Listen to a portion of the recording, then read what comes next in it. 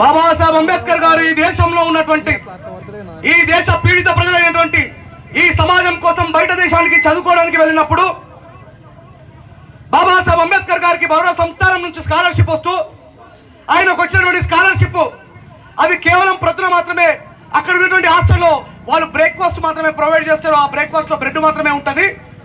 మళ్ళా లంచ్ అయినా డిన్నర్ అయినా సరే బాబాసాహెబ్ అంబేద్కర్ గారు స్వతహాగా తన డబ్బులతో కొనుక్కొని తినాలి.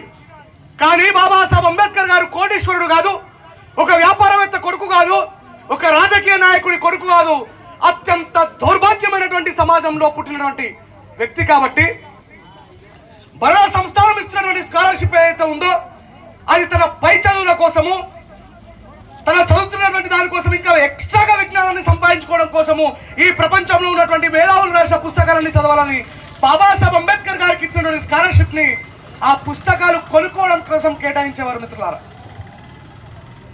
ఆ సందర్భంలో బాబాసాహెబ్ అంబేద్కర్ గారు ఆ హాస్టల్లో ఉన్నప్పుడు ఆ హాస్టల్ ప్రొవైడ్ చేస్తున్నటువంటి ఒక బ్రెడ్ ముక్క మాత్రమే, డబల్ రొట్టి అంటాం కదా మనం, డబల్ రొట్టి అంటాం కదా, ఆ డబల్ రొట్టి వాళ్ళు ఉచితంగా ఇస్తారు కనుక, ఎందుకంటే బాబాసాహెబ్ అంబేద్కర్ గారు ఆ హాస్టల్లో ఉంటారు కనుక ఆ ఉచితంగా ఇచ్చినటువంటి ఆ డబల్ రొట్టి ముక్కని ప్రతుల కాస్తంతా కొనుక్కొని జేబులో దాచుకొని నీళ్లు తాగి మధ్యాహ్నం మళ్ళీ కొంచెం ఆకలి అయినట్లు అనిపిస్తే మళ్ళీ కొంచెం అంత బ్రెడ్ ముక్క కొనుక్కొని మళ్ళీ నీళ్లు తాగి చివరికి రాత్రి లైబ్రరీలో నుంచి అక్కడ ఉన్నటువంటి వాచ్మెన్ అడుగుతాడు, ఓ బాబాసాహెబ్ అంబేద్కర్ అందరూ వెళ్ళిపోయినరు, చివరికి నువ్వు కూడా వెళ్ళిపోతే నేను తాళం వేసి పడుకుంటానయా, నీకు దండం పెడతా వెళ్ళిపోంటే వాచ్మెన్ గారు వేల సంవత్సరాల నుంచి నా సమాజం అజ్ఞానంలో మొక్కుతుంది, చీకట్లోకి నెట్టివేయబడ్డది నా సమాజం. నా సమాజాన్ని వెలుగు వైపుకు తీసుకురావాలంటే నేను ఒక్కొన్నే కాగడాలుగా మండాలి. కాబట్టి నేను విజ్ఞానాన్ని సంపాదించాను. కాబట్టి దయచేసి మీకు దండం పెడతా, నా కోసం కొంచెం ఓపిక తెచ్చుకొని మీరు కూర్చోండి అని బాబాసాహెబ్ అంబేద్కర్ గారు వాచ్మెన్ ని బతిమలాడుతుండే మిత్రులారా.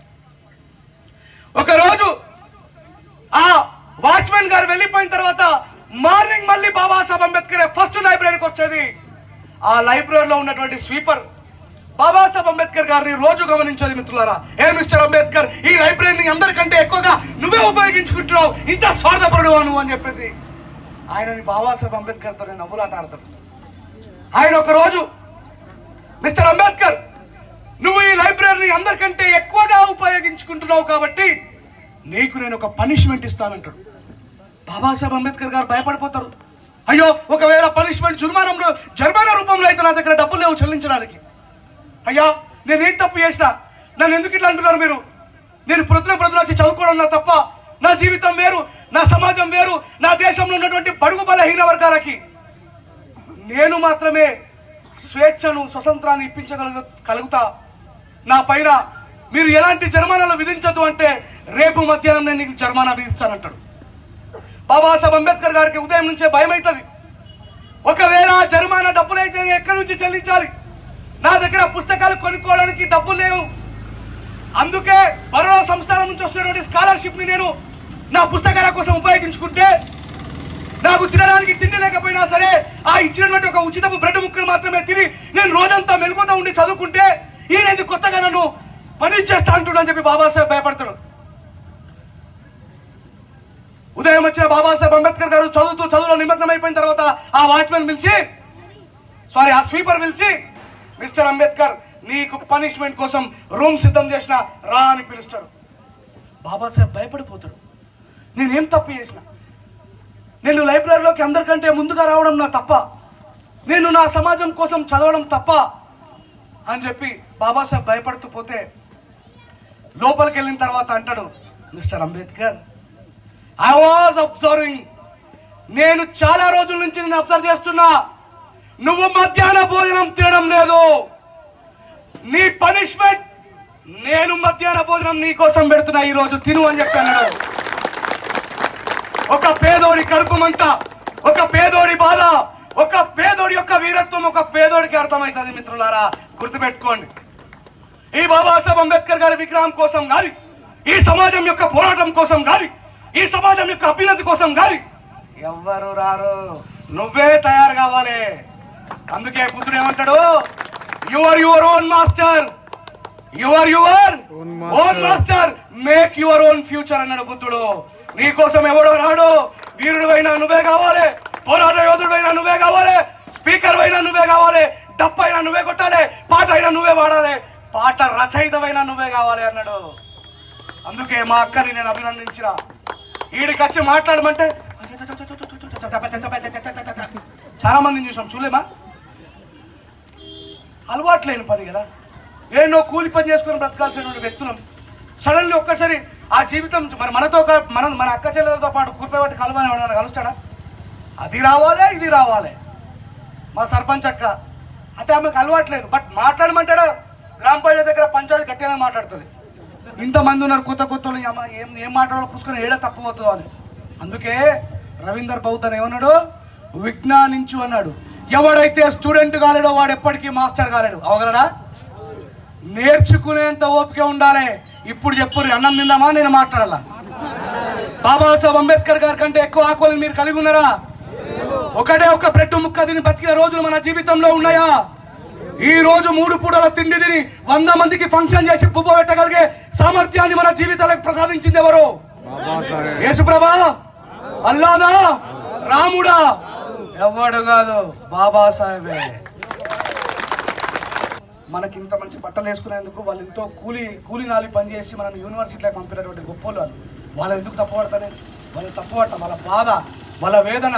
ఒకవేళ ఈ సమాజం జ్ఞానవంతమైన సమాజం అయితే ప్రశ్నించడం మొదలు పెడతానని చెప్పేసి జోర దళితన్నా నువ్వు మేలుకుంటే మా కోటలేగులు జో ఏం చేసిండు?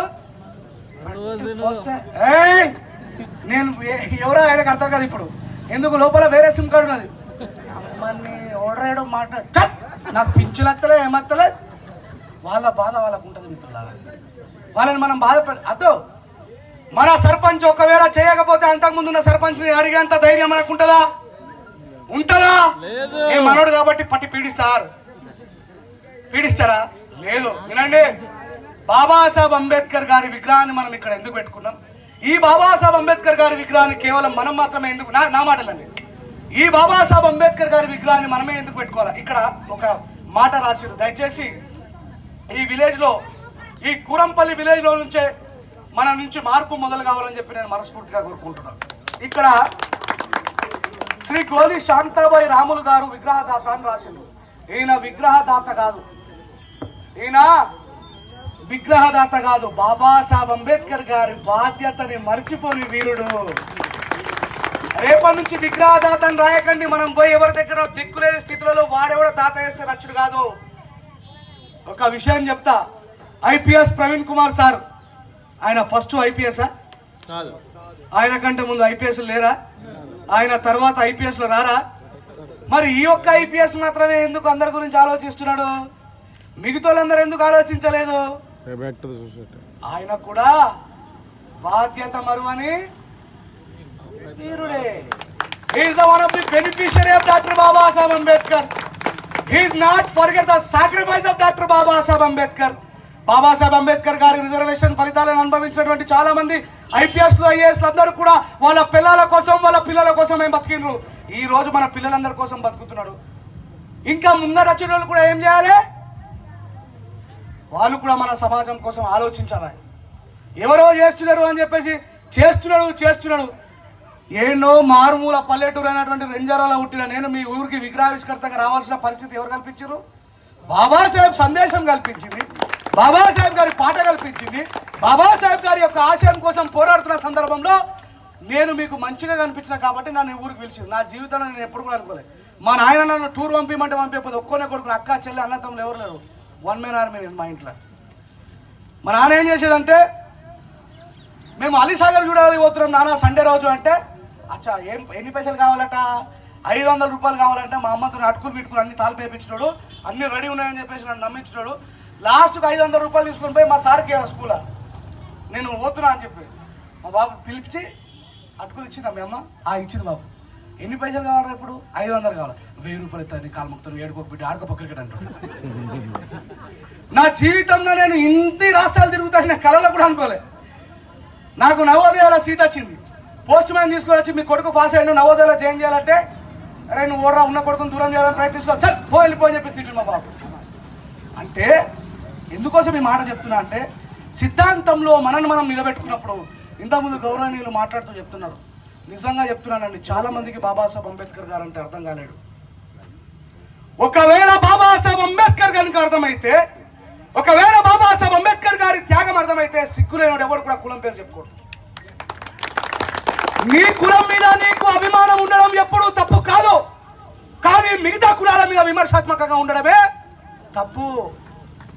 శాఖలను ప్రేమించుకోలే, గౌన్లను ప్రేమించుకోలే, గొల్లలను ప్రేమించుకోలే, మాదిగోలను ప్రేమించుకోలే, మాలను ప్రేమించుకోలే, ఒడ్డలను ప్రేమించుకోలే. మనం అందరం కలిసి శ్రమజీవులకు ఒక గ్రూప్ కావాలని కోరుకున్నా బాబాసాహెబ్. ఈడు లోపట్ల ఇప్పుడు నేను పోగానే ఎవరు రాజేష్ ఇట ఇది చాలా అవుతుంది. అరే ఎంతటి దుర్మార్గం నాకు అర్థం కాదు. వేర్ వీఆర్ లివింగ్ బాబాసాహెబ్ పేరు చెప్పుకొని బాబాసాహెబ్ త్యాగం వల్ల జీవిస్తూ ఏం నేర్పుతున్నాం రేపటి జనరేషన్ కు? ఒకనాడు ఈ కులం వద్దని చెప్పేసి వేలాది మంది, లక్షలాది మంది పోరాటం చేసిండ్రు. ఇలా సార్ ఇదో మా కులంకు ఇంతమంది గ్రూప్ ఉన్నారు సార్ అని చెప్పేసి యాడ్నో అమ్ముడు పోతున్నది ఎవరు? మనం కాదా? మనమా కాదా? ఇదా మనం బాబాసాహెబ్ అంబేద్కర్ గారికి ఇచ్చే విలువ మిత్రులారా?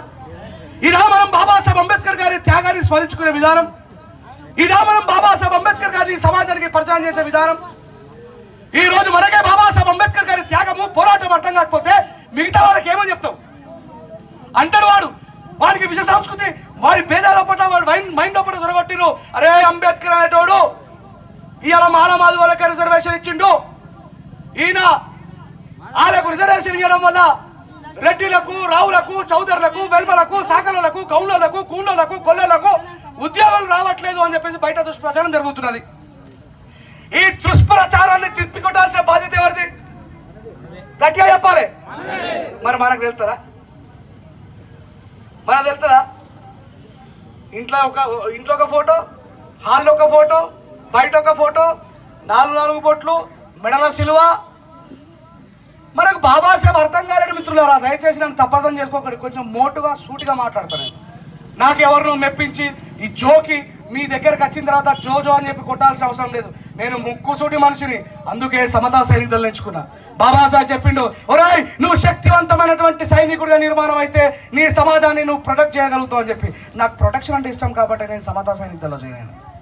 నేను ఏ రోజు కూడా ఏ సభ మీద సమతా సైనికుల ప్రెసిడెంట్గా పోయినా ఎప్పుడు కూడా మీరు నా ప్రీవియస్ వీడియోస్ కూడా చూడండి, మీరు సమతా సైనికుల్లో చేరండి అని చెప్పి ఏనాడు కూడా నేను అడగలే.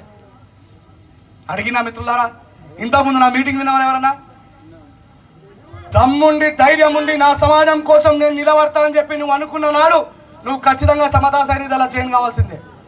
రమ్మని చెప్పి పిలవాల్సిన పని లేదు. అది చాలా కఠినమైనటువంటి వ్యవస్థ. అది అంత ఈజీగా కాదు. మీకు ఒక మాట చెప్పి నేను చరిత్రలోకి వెళ్తా.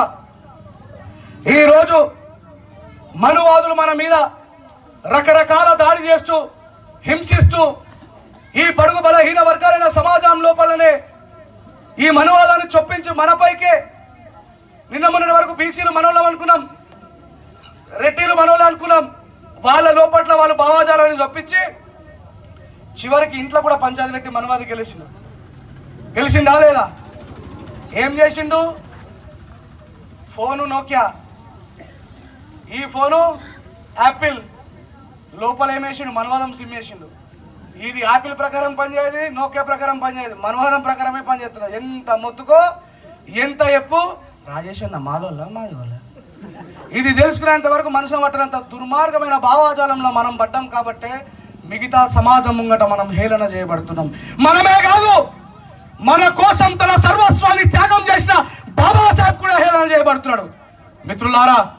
మిత్రులారా, ఈ దేశంలో ఉన్నటువంటి ముస్లింల కంటే మనకేమైనా తక్కువ కళ్ళు, తక్కువ చేతులు, తక్కువ కాళ్ళు ఉన్నాయా?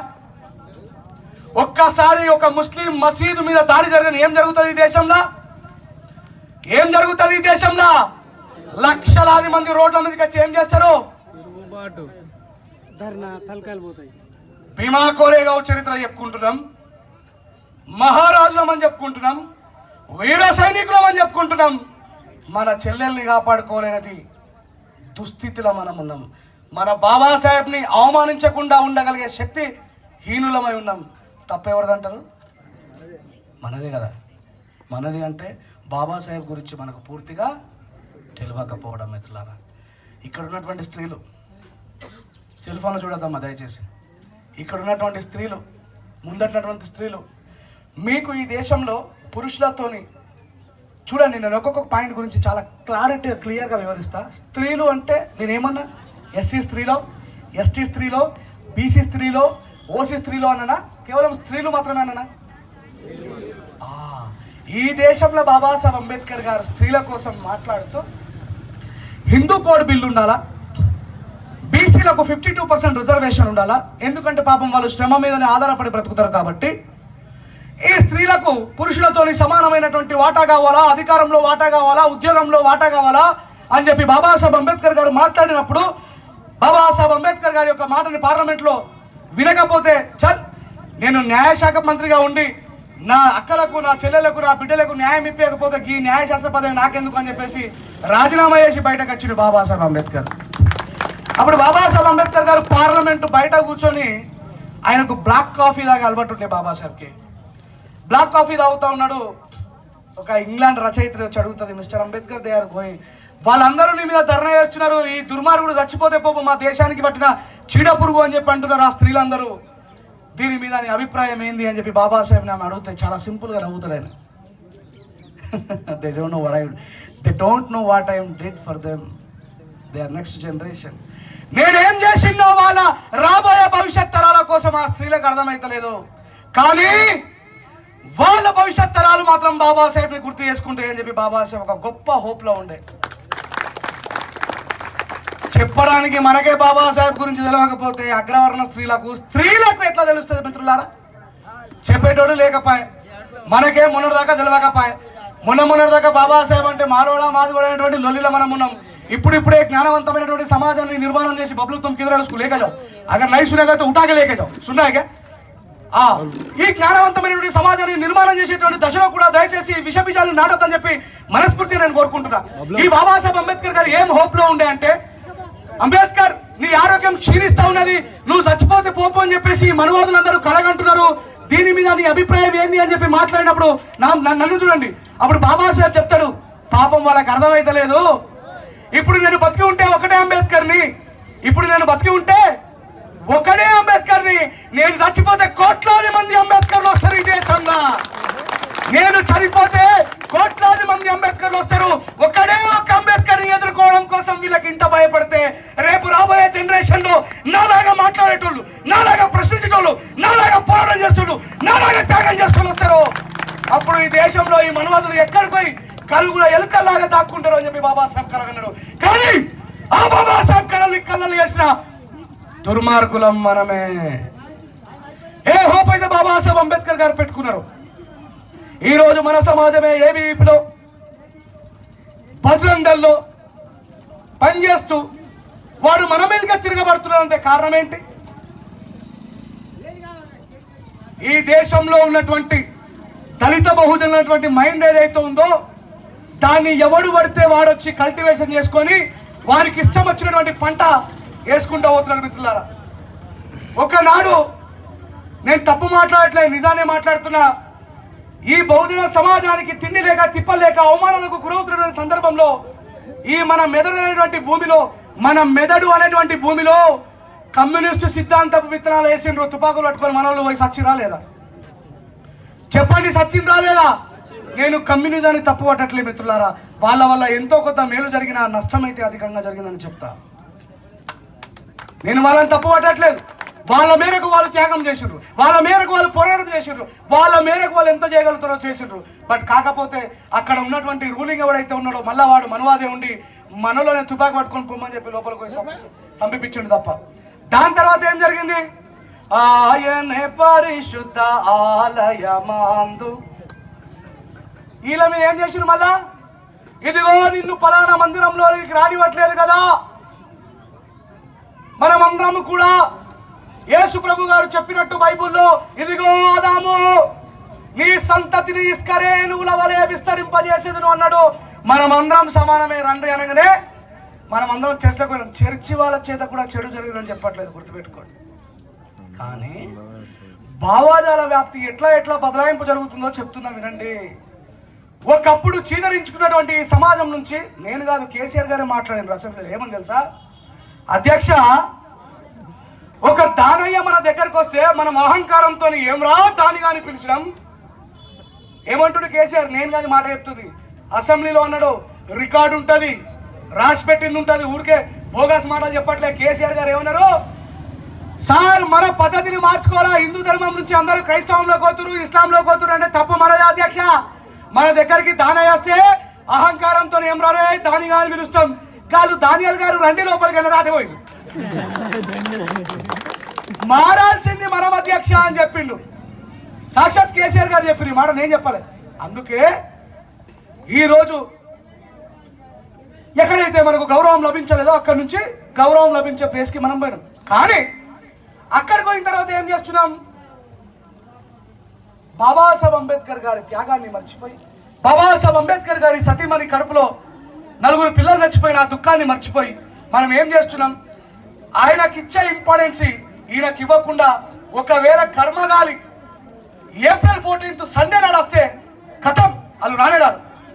అయ్యా అయ్యా, ఈ దేశంలో రాముడు రహీం యేసు ప్రభు బ్రతకడానికి కారణం బాబాసాహెబ్ అంబేద్కర్, గుర్తుపెట్టుకోండి. ఏం జరిగింది రామ జన్మభూమి బాబరీ మసీద్ కోసం మొన్న సుప్రీంకోర్టు ముందు కడితే ఎవరి ద్వారా తీర్పునిచ్చిన రాముడికి ముస్లింలకు రాష్ట్ర రాజ్యాంగం కాదా? ఇప్పుడు ఏం జరగాల, చర్చిలకు పోతున్న ఆ తల్లిదండ్రుల చేతులకెళ్ళి పిల్లగాడు ఏళ్ళు పట్టుకుని గుంజి, అప్పుడు అటువైన మన తాతలు, ఇప్పుడు మన తండ్రులు ఇటువైనరు, ఇగో ఇప్పుడు మనం గిటు పోవాలని చెప్పి పిల్లగాళ్ళని మార్చు.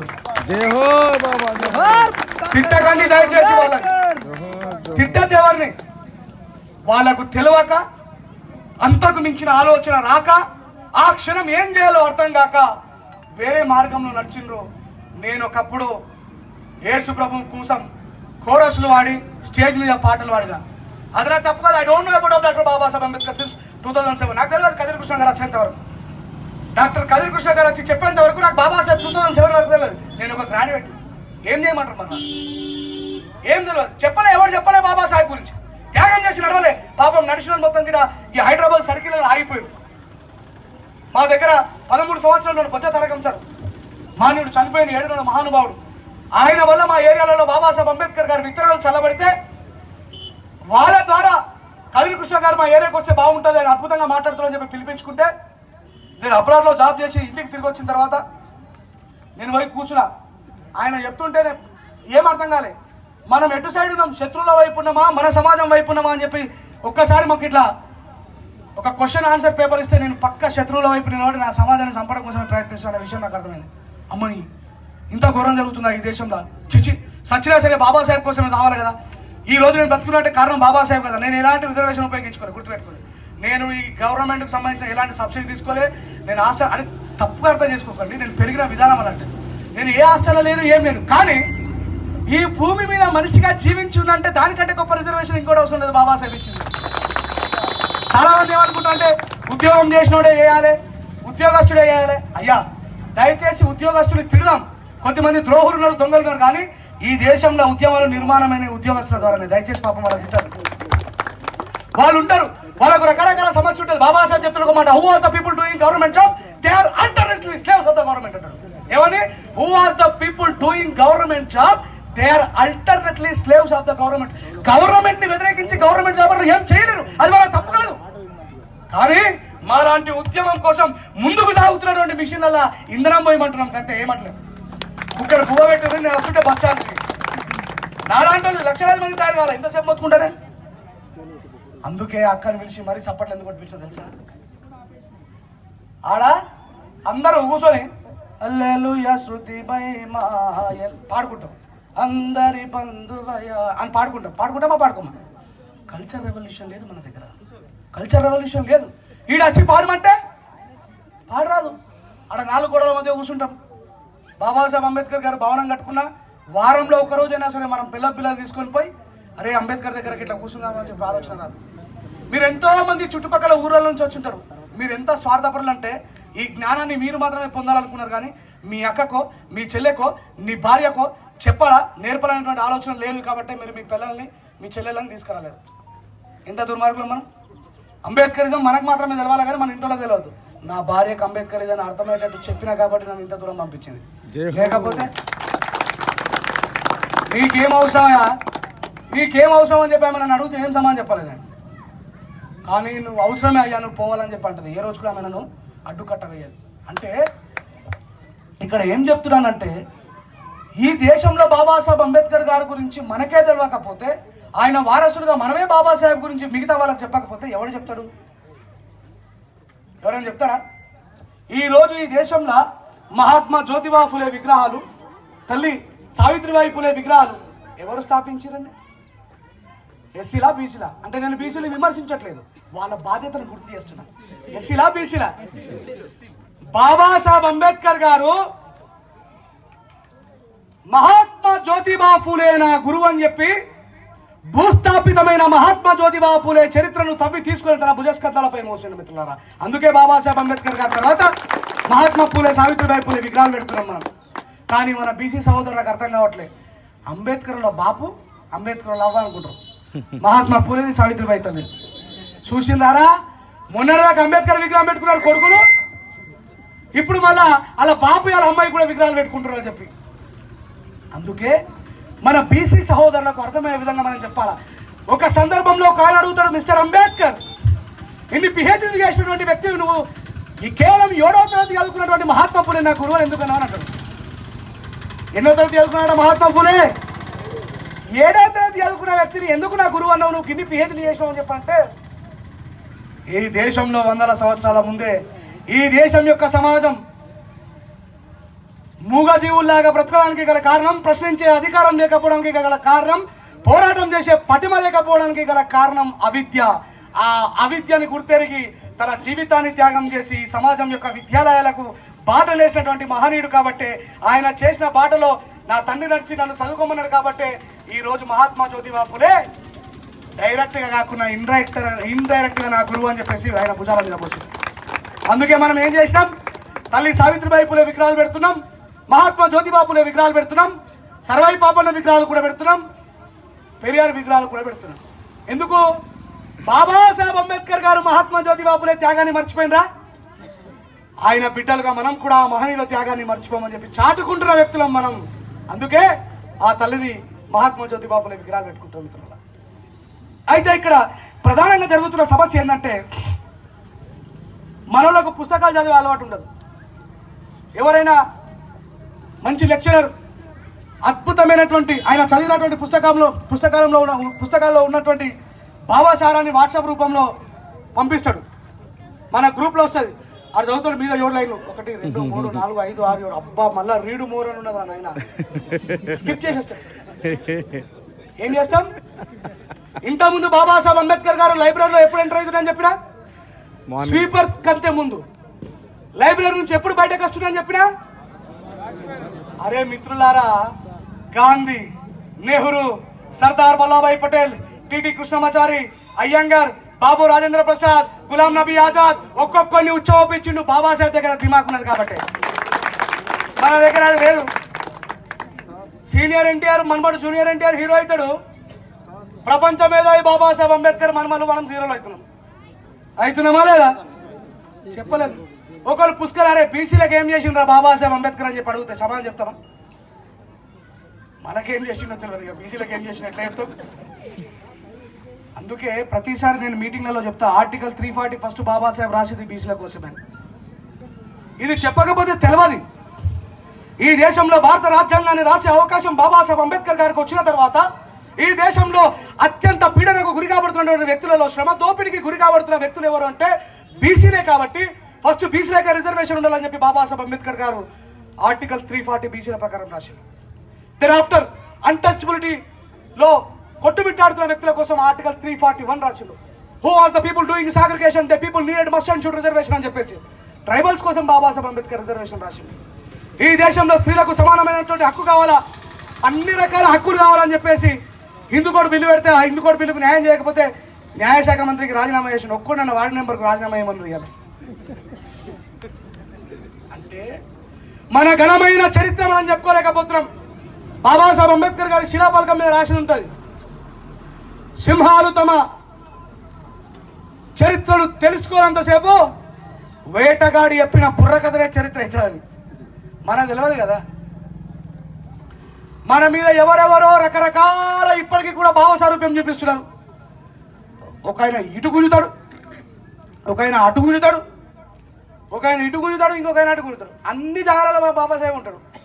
నేను ఆ 4-5 సిద్ధాంతాలు కూడా ఇలా నాదే మంచిదని చెప్తలే. నేను ఎవరిది మంచిదో మీరే కనుక్కొని ముంగై సాగిపోమని చెప్తున్నా. I'm not decided you. అందుకే బుద్ధుడు ఏమంటాడు, వాస్తవానికి అవాస్తవానికి అబద్ధానికి నిజానికి సత్యానికి అసత్యానికి మధ్య ఉన్నటువంటి తేడాను గ్రహించగలిగినటువంటి జ్ఞానవంతుడు నువ్వు కావాలా, దాన్ని పట్టుకొని ముందుకు పోవాలని చెప్పి. ఇలా బీసీలు అడిగితే మనం సమాధానం చెప్పాలా. My dear friend, my dear friend, my dear brother, ఈ దేశంలో బాబాసాహెబ్ అంబేద్కర్ గారు చేతులు పట్టుకున్న రాజ్యాంగం రాసి అధికారం వచ్చినప్పుడు ఆయన ఫస్ట్ రిజర్వేషన్ రాసింది మీకోసమేనయ్యా. రండి వయ్యా, ఈ దేశంలో రిజర్వేషన్ ఇంప్లిమెంటేషన్ అయితే లేదు, మీతో కలిసి ముందుండి మేము కొట్లాడతాం, మీరు రండి మాత్రం అని చెప్పి పిలవాలా మన అన్నదమ్ములని. వాళ్ళకి తెలియదు ఎందుకు, వాళ్ళ సిమ్ కార్డు భారత్ మాతాకి అని ఉన్నది. అరే దేశానికి భారత మాత లేదు, ఆయన దండం పెడతా భారత పిత బాబాసాహెబ్ అంబేద్కర్. నేను చెప్పలే, కొట్టుకొని చూడండి మీ సెల్ ఫోన్లలో. Who was the father of modern India అని జవహర్ లాల్ నెహ్రూ చెప్తాడు. బాబాసాహెబ్ అంబేద్కర్ గారు కష్టపడి భారత రాజ్యాంగాన్ని రాసి తీసుకొని వచ్చిన తర్వాత పార్లమెంట్లో బాబాసాహెబ్ అంబేద్కర్ గారు వాళ్ళందరి చేతికి అప్పచెప్తే జవహర్ లాల్ నెహ్రూ కంటనీరు పెట్టుకుంటాడు.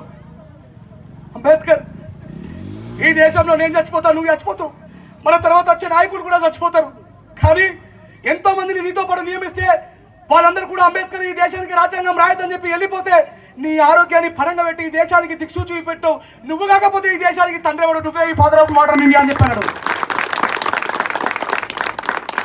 సెల్ ఫోన్లలో కొట్టుకొని చూడు, నేను చెప్పేది అబద్ధం కాదు, నిజమే. జవహర్ లాల్ నెహ్రూకి అర్థమైన బాబాసాహెబ్ మనకు అర్థం కాలేదు. అందుకే చదవాల, పుస్తకాలు చదవాలి. ఈ కరపత్రంలో ఎంతమంది చివరి దాకా పేరు చదివిలో కూడా పేరట షాన్ రంజన్ రాజేషన్ ఉన్నాడా? ఉన్నాడు. అయిపోయి పెద్దగా చేసిండ్రు, అయిపోయి కదా. ఈ కరపత్రం చదివే ఓపిక కూడా మనకు ఉండకపోతే, ఈ దేశంలో మనకు వ్యతిరేకంగా లక్షలాది మంది శక్తుల రూపంలో పనిచేస్తున్నారు. ఎంతమంది? ఈ 10 మంది ఎంతగానో పోరాడుతున్నాం. అవుతుందా? మీరు కూడా మాట్లాడే వ్యక్తులు కావాలి కదా, మీరు కూడా జ్ఞానవంతులు కావాలి కదా, మీరు కూడా ఈ సమాజం కోసం నోరు తెరిచి మాట్లాడాలి కదా. మీరు చర్చి పాస్టర్లు కాగలుగుతున్నారు, కమ్యూనిస్టు ఉద్యమకారులు కాగలుగుతున్నారు, అద్భుతమైనటువంటి పాఠకాలు కాగలుగుతున్నారు, అద్భుతమైన మాటకాలు కాగలుగుతున్నారు. కానీ మీ సిమ్ కార్డ్ని పీకేసి బాబాసాహెబ్ సిమ్ కార్డ్ వేసుకున్నప్పుడు మాత్రమే మన సమాజం నిర్మాణం అవుతుంది, అప్పటిదాకా కాదు. అయితే ఇక్కడ ఒక విషయం చెప్తా. స్త్రీలకి ప్రసూతి సెలవులు ఉంటాయి, వాళ్ళు ప్రెగ్నెంట్ అయినప్పుడు. అమ్మా ఉంటాయా? ఉండే ఎవరు ఇచ్చిరమ్మా అవి? తప్పలే సతీష్, నేను చెప్తా సమాధానం. గవర్నమెంటే ఇస్తుంది. ఆ గవర్నమెంట్ ఏడికెళ్ళి పుట్టింది? బాబాసాహెబ్ రాసుకున్నాక ఆ చేతున్న పుస్తకంలోకెళ్ళి పుడుతుంది ఏ గవర్నమెంట్ అయినా. స్వతహాగా లేడు, గవర్నమెంట్ పుట్టించేది బాబాసాహెబ్ అంబేద్కరే, గుర్తుపెట్టుకోవాలా. కేసీఆర్ పింఛన్ ఇస్తున్నా, ఈరోజు రైతు బంధు పథకం వస్తున్నా, ఇంకా రకరకాల విడో పింఛన్లు వస్తున్నా, వికలాంగుల పింఛన్లు వస్తున్నా, ప్రస్తుతి సెలవులతో మీరు ప్రెగ్నెంట్ అయ్యి నెక్స్ట్ జనరేషన్ కనడానికి నా తల్లులు పడుతున్నటువంటి కష్టానికి ప్రతిఫలం గవర్నమెంట్ అయ్యాలని చెప్పేసి మిమ్మల్ని ఇళ్లలో కూర్చుని మీకు జీతాన్ని ఇవ్వమని చెప్పింది బాబాసాహెబ్. ఇక్కడ ఎవరికి కూడా మానవులకు మాధవులకి రాయలే. భారతదేశ స్త్రీలంటే రెడ్డిలు, రావులు, కమ్మలు, వెలవలు, ఈవెన్ బాపనోళ్ళు కూడా, కోమటోళ్ళు కూడా అంత గొప్పడు బాబాసాహెబ్. ఈ మాటను కాదనగలుగుతారా ఎవరైనా? బాపనంలో స్త్రీలు వచ్చి ఈ ప్రస్తుతి సెలవులు మాకు అవసరం లేదు, ఆ జీతం మాకు అవసరం లేదు అని అనగలుగుతారా? కోమటోళ్ళు, రెడ్డిలు, రావులు, పటేళ్ళు అనగలుగుతారా? తినేటప్పుడు బాబాసాహెబ్ కావాలా, చెప్పేటప్పుడు బాబాసాహెబ్ వద్దు. ఎకనామికల్లీ బ్యాక్వర్డ్ క్యాస్ట్ పేరు మీద బీజేపీ గవర్నమెంట్ ఉన్న ఈబీసీ రిజర్వేషన్ ప్రకటించింది. ఇచ్చేదలేదన్న అగ్రవర్ణాల్లో ఉన్నటువంటి పేదలు, రెడ్డిలు, రావులు, కోమటోళ్ళు, బాపనోళ్ళు, కమ్మోళ్ళ పేదలు ఉంటారు కదా, ఎప్పుడు ఇంప్లిమెంటేషన్ చేసిండ్రు? మొన్న లాక్డౌన్ కంటే ముందా ఏమో చేసిండ్రు. కానీ బాబాసాహెబ్ భారత రాజ్యాంగం ఎప్పుడు రాసిండు? బాబాసాహెబ్ రాసిన రాజ్యాంగంలో ఈబీసీ రిజర్వేషన్ ఇవ్వాలని చెప్పి రాసిండా లేదా? ఇవ్వకపోవడం ఎవరు తప్పు? ప్రభుత్వం తప్పు, పాలకుల తప్పు కదా. దానికి బాబాసాహెబ్కి ఏమైనా సంబంధం ఉందా? ఈ రోజు ఇవ్వద్దు అని చెప్పి అన్నాడు కదా బాబాసాహెబ్, ఈ రోజు ఇచ్చిండ్రు. ఈ ఇచ్చుడేదో అప్పుడే ఇచ్చుంటే అగ్రవర్ణంలో ఉన్నటువంటి వాళ్ళు కూడా మాట్లాడేటోళ్ళు కాదు. అయితే అగ్రవర్ణాలు అనేటోడు ఎవడు లేడు ఈ దేశంలో. కానీ ఆస్తులు సమకూర్చుకొని వాళ్ళు ఆర్థికంగా బలపడ్డారు కాబట్టి వాళ్ళు అగ్రవర్ణాలు అని అనుకుంటున్నాం. ఇప్పుడు ఒక రెడ్డి అమ్మాయిని మనోడు ప్రేమిస్తే సంపేస్తున్నారా లేదా? అదే ఒక కలెక్టర్గా మనల్ని సంపేస్తున్నాడు. ఎవరిది తప్పు? చదువుకోలేని దొంగవు నీ తప్పు. నీ తల్లిదండ్రుల యొక్క శ్రమని తాగుడు రూపంలో ధారపోసిన నీ తప్పు. బాబాసాహెబ్ నీకు లక్షలాది రూపాయల ఫెలోషిప్లు, స్కాలర్షిప్లు ఇచ్చినా ఉపయోగించుకోకుండా రోడ్ల మీద చూడాలని తిరిగిన నీ తప్పు. సంపేస్తారు. ఎందుకు చెప్పారు? ఎవడిస్తాడు చెప్పు? నేను అనామకుడిగా రోడ్డు మీద తిరుగుతున్న వాడికి ఎవడిగాడు?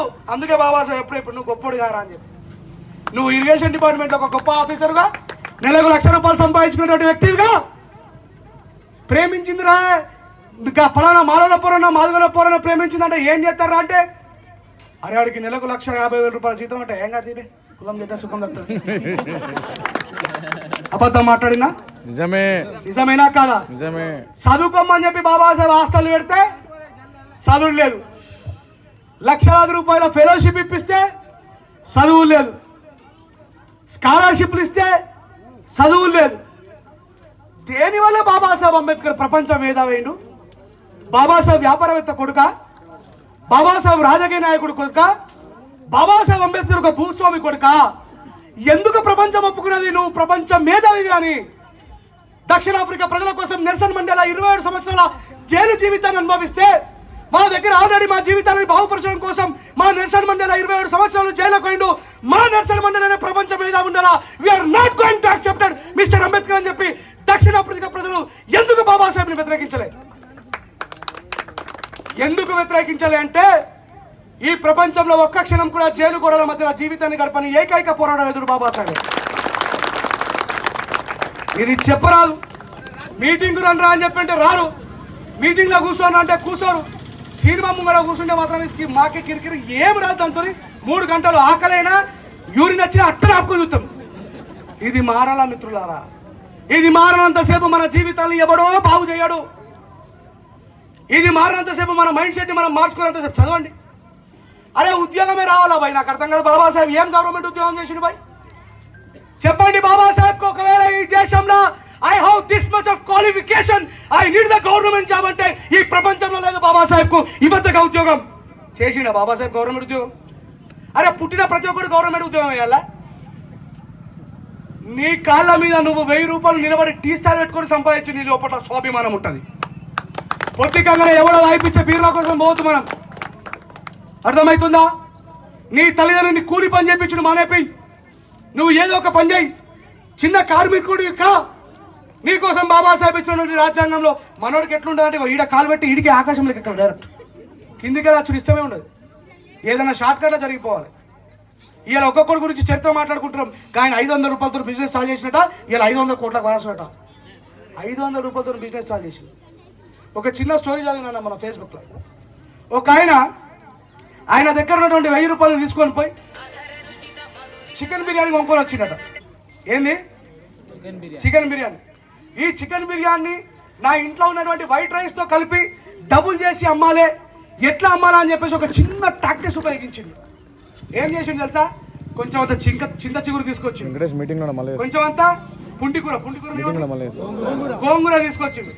ఈ గోంగూర వైట్ రైస్, చింత చిగురు వైట్ రైస్, ఈ రెండింటి కలిపి బాబు చూసుకోయా ఆ చికెన్ బిర్యానీ కలిపి గోంగూర చికెన్ బిర్యానీ, చింత చిగురు చికెన్ బిర్యానీ అనగానే, అరే నీ అమ్మ ఈ ఊకే చికెన్ బిర్యానీ తింటారా, ఇక గోంగూర చికెన్ బిర్యానీ అంట, ఈ మన చింత చిగురు చికెన్ బిర్యానీ అంట అని చెప్పి టప్ప 10 నిమిషాలు అయిపోయినాయి. ఆ అమౌంట్ కాస్త డబుల్ అయింది. అట్లా సంపాదించిన వ్యక్తి ఈరోజు ఆంధ్రప్రదేశ్లో 120 కోట్లకు వారసు అయ్యిండు. ఇట్లా ఎన్ని రూపాయలతో చాలా చేసిండు? శాతగాక ముడి పదార్థం లాగా ఈ ఇలా గొబ్బెమ్మలు పెట్టిన చూడు పెండ, ఆ పెండలాగా ఆనేవాడు ఉంటే ఏం కాదు.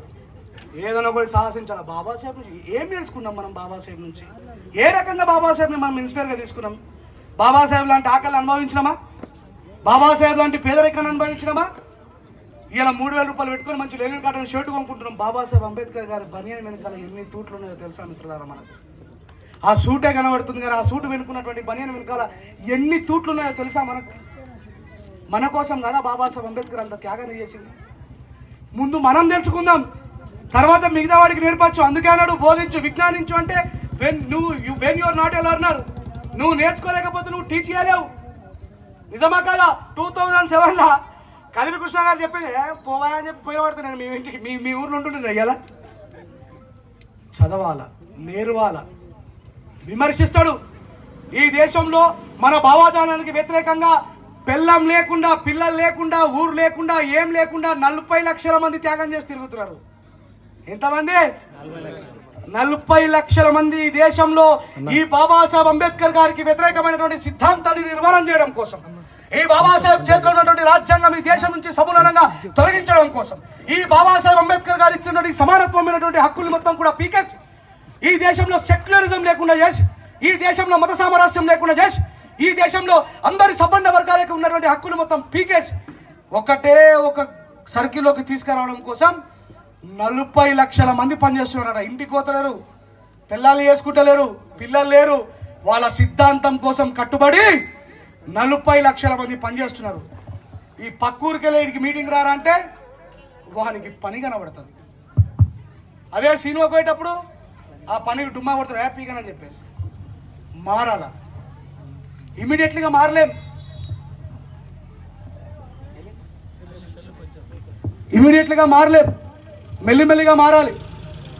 మారకపోతే ఇందాక తమ్ముడు భీమప్రసాద్ అద్భుతమైన పాట పాడిండు.